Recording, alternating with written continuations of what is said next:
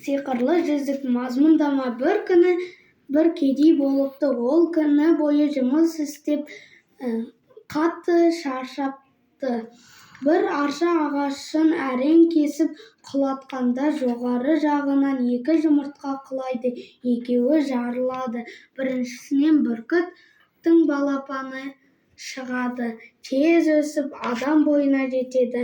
Ал екінші жұмыртқадан сиқырлы жүзік шығады. Бүркіт қанатын бір қағып: сен мені құтқардың, сол үшін саған мына жүзікті беремін.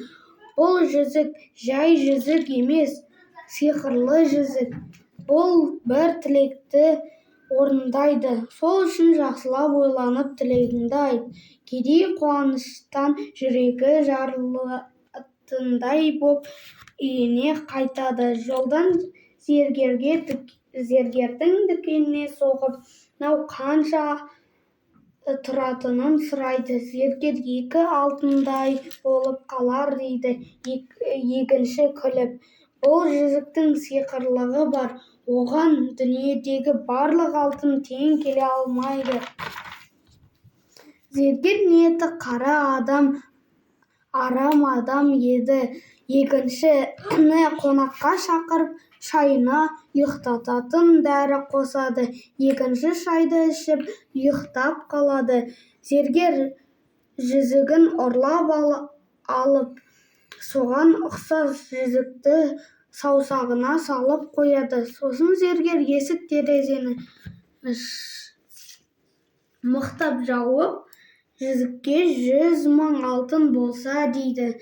Сөйтіп аспаннан алтын жауып, зергер шығайын десе, есікті аша алмай, алтындар үстінде басып қалады да үйдің ішінде өліп қалады. Көршілері алтынды бөліп алады.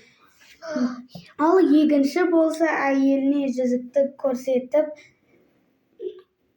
Алла бізге рақым етті, енді қалаған тілегімізді орындалады. Әйелі: жер сатып алайық, дейді. Жоқ, 1 жыл ерінбей еңбек етсек, жерді де сатып аламыз. Сол жылы өнімдері мол болып, жер сатып алады. Әйелі: енді сиыр мен ат тілейік, деді. Жоқ, соны да сұраймыз ба?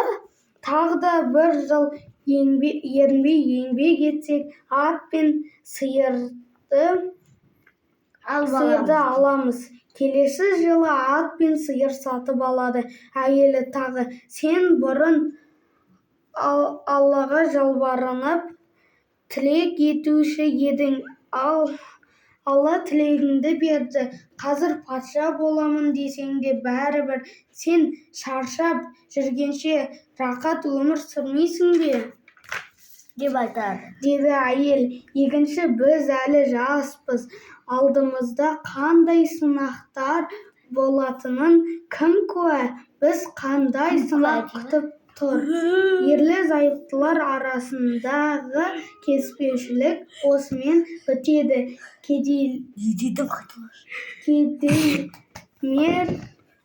Кедейлерді қоймалары астыққа толады.